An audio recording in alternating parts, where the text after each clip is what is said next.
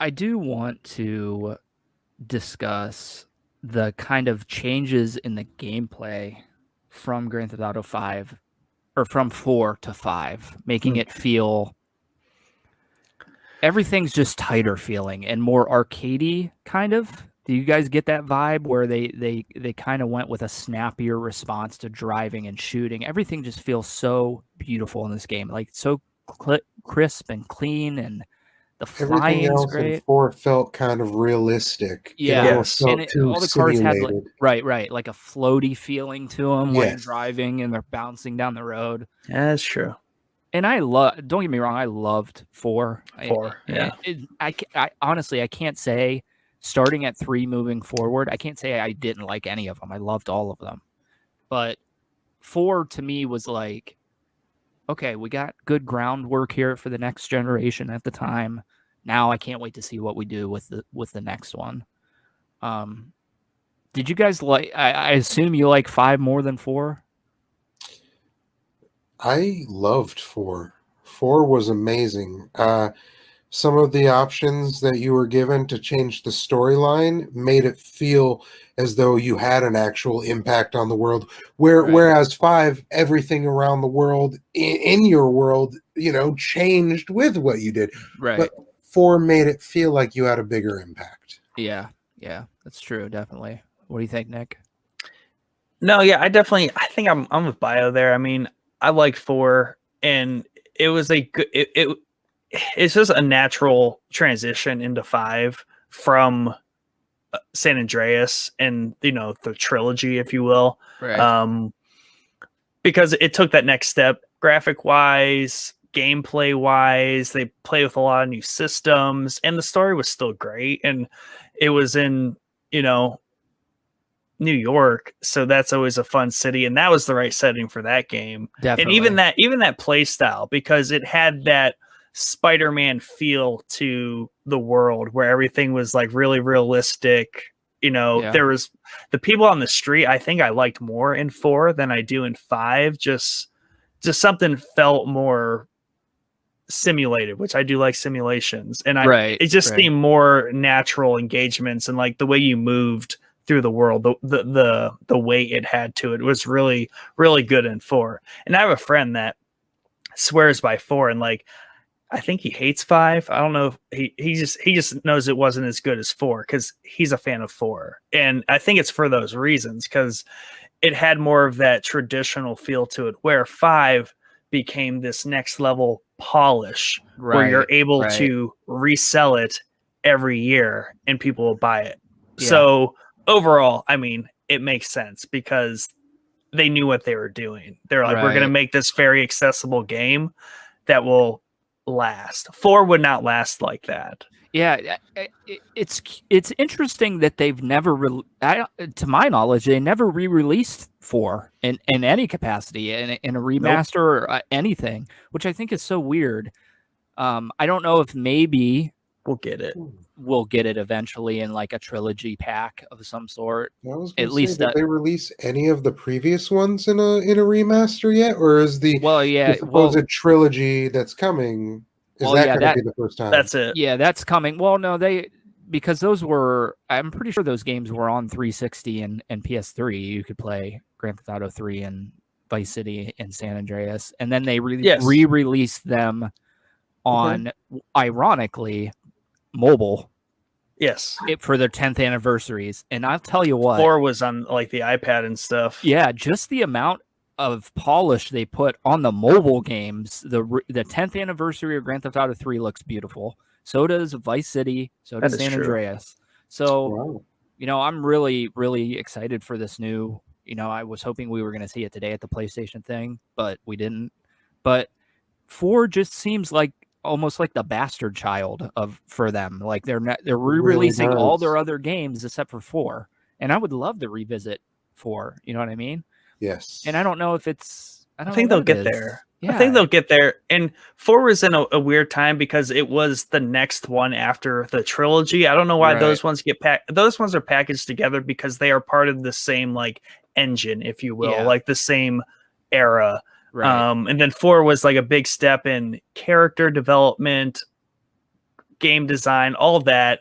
Size, everything, yeah. It's just the middle child, which nothing wrong with being the middle child, but it's the middle child feeling. Yeah. Just coming from 4, which has that gritty, it almost has like a gray filter over the graphics, which works really, really well for New York City, because that's what it looks like. It's gritty, and then putting in 5 for the first time, where everything's bright, it's sunny California, the beaches are beautiful, everything. It was just such a change from 4 to 5.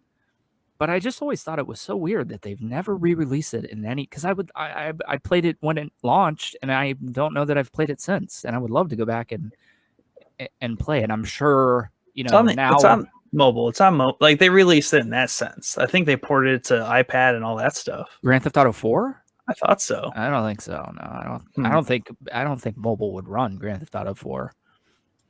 I doubt it. But yeah, I don't know. I just saw to me, for my money at least, Grand Theft Auto 5 is the better between the two. I think that there are story elements in 4 that are fantastic. I love all the mob stuff in 4, which is a classic New York City story to tell. But Grand Theft Auto 5, just everything to me in 5 was better. Obviously the graphics are better, the gameplay is better, the world's better, the characters are better, the characters you're playing as are better. I think I love Niko Bellic. I think he's a great character and everything, but just pushing it to the pinnacle of playing as 3 different characters was just such a cool thing to do. And I think they nailed it personally. I just want to kind of, as we're talking about it, you said the bastard child of the series. It's like, do you think that's why Trevor ends up, killing dude at the very beginning? I think 100. Yeah. And I got to be honest, this game. Yeah. I mean, I got to be honest. It's such a cool concept for a game to do. You take the character that you play in the DLC. One of the DLCs is Grand Theft Auto Liberty Cities. And within the first maybe hour of the game, that might be the first time you even see Trevor in Grand Theft Auto 5. He freaking curb stomps him. And I mean, that's such a cool way to be like, here, we're moving on. This guy's dead. And they make him kind of look like a pansy in this game. And I can't remember what. In the other game, he was hardcore. Yeah, dude, he's a biker, New York City biker, like hardcore. In this game, he's like a whiny little baby. But that's because Trevor, it's like the 300 effect, right? They're painting the characters in an altered light, because Trevor is this, like, whatever came before, it's nothing compared to what Trevor's operating on here. Like, this character is here. Yeah, and he's a menace. Perfect way to be like, here, we get that you love this guy. We just killed him, and now Trevor's going to go massacre all the bikers too. So we're getting rid of this. He goes to the trailer park and kills everybody. So yeah, it's such a cool way to introduce a character. So out of left field, I thought. And Trevor's side supporting characters are also just fantastic. Oh, for sure. For sure. Yeah. Some of the best supporting characters in any Grand Theft Auto game, honestly. Yeah. Yeah. But I also really, really liked what they did as far as making each character's world around them feel different. So you have Trevor, who's out like in the desert, in the trailer park area, the meth area. And then you have Michael, who's in the, like, I think it's supposed to be like, that's Hollywood or LA Hill, like the hills. Yeah, that's what I was gonna. Well, I think Franklin is in the hills, right? He's in those winding, later on in the game. Later on, later on, he's like up in the hills. Yeah, so I think I'm totally blanking on. I think it's I can't think, but anyway, Michael's area, and then you have Franklin's area, like down in the. It's just such a cool way to separate the characters, where they're all coming from. You know what I mean? They're all coming from different walks of life. You have Michael, who's the super rich dude. You have Franklin, who's the street kid. And then you have Trevor, who just doesn't care about it. He's just living in his trailer and doesn't really care about anything. Yeah, if only Franklin's house was like a block away from CJ's like cul-de-sac, and CJ's house is just like boarded up and just condemned. Yeah, you're right. I thought, and you saw that in those character trailers, how they even differentiate them in there, showing how different their lives are. And then expanding that in the game, I thought it was so cool. I wish that Franklin would have stayed where he came from originally a little bit longer in the title than he actually does, because he ends up going to Hollywood Hills in that bigger house, which is cool later on in the game. But I wish he would have stayed around the street area, around the liquor stores and stuff. It was just a cool opening to a game, Yeah, but that's why we have San Andreas, which is that all the time. Yeah, that's true. Man. There is a mission where play as Franklin. You end up linking up with Trevor and one of Franklin's buddies, and you go to see, I don't even remember the dude's name. It was like Slim or something like that. Yeah. Mm-hmm. And he's trying to sell you some cocaine. And it's right there in the Ballers cul-de-sac area. Yeah. Super cool. And you gotta firefight your way out. Yeah. Definitely that whole area of the map, and I thought it was really cool that they brought the gangs back from San Andreas. You know what I mean? Yep. Because even how they evolved, right? Even how how Grand Theft Auto 4 didn't do that at all with the original. Any of the gangs from Grand Theft Auto 3, there were none of them in 4, to my knowledge, that I remember. So I thought that was cool that. It was like them saying, like, here, we nailed this in San Andreas, so we're just going to keep this little portion of it. You know what I mean? I thought it was super cool. Oh, dude. Also, I'm sorry. You just keep reminding me. Every once in a while, there are little throwbacks to all those old games. They had something from Grand Theft Auto 4 where the dude's daughter, one of the guy's last name starts with like a G or an M.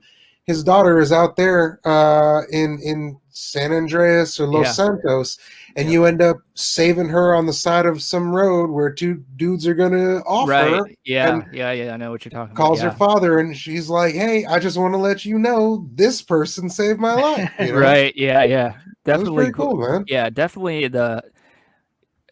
I think Grand Theft Auto has always been good at, like, from a meta level of storytelling in the games, where they're not actually telling you a story. So not cutscenes and stuff like that, but the stuff that's happening in the world, the little, Grand Theft Auto 4 was really cool with it because it had like it kept all the original trilogy. Like, you could play the taxi missions, the ambulance missions. Those things are near and dear to my heart because I love those in the original trilogy. Yeah. And I'm not going to lie, I missed the police missions in 5 because I was really excited for that portion because LAPD is like a huge, that would have been a cool thing to just have as a little side story to do. But Grand Theft Auto 4 had like most wanted people you could go after, and they were like holed up in different apartments and stuff. It was super cool, and I was hoping that we were going to get that. And it's clear that they obviously had plenty more in the game that you could do. It's not like they shortcut anything in 5. Yeah, right. Way too many. Yeah. So that was the one thing that I was kind of bummed about to begin with. But then a couple hours into the game, I was like, I don't even need that. Like, there's so much stuff to do here. It's not even necessary. Right. Hey, thanks for watching this clip of the Showboys podcast. If you like what you heard, please go check out the full episode on our YouTube channel or anywhere you find your podcast content. Please remember to hit that subscribe button, join the Showboys Discord, and if you want to support the podcast and what we do, sign up to become a patron today at patreon.com/showboyspodcast.